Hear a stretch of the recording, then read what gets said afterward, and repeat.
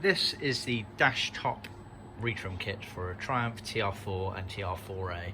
This was made in leather and it's the double top stitch version, so you can see we've got a French seam going all the way along. So this is a material cover to retrim your current Dashtop unit, and to do that you don't want to be taking any of the old moulded plastic vinyl off your old Crashpad. You just want to be cleaning it up, filling in any cracks, smoothing it down a little bit, and then you glue over the top using a appropriate contact adhesive. As you can see, top stitching detail looks lovely.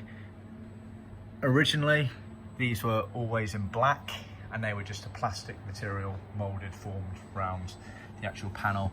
These covers just simply go over the top of them. So we can offer them in vinyl or in leather, and we can offer them with no stitching or with double top stitching seams.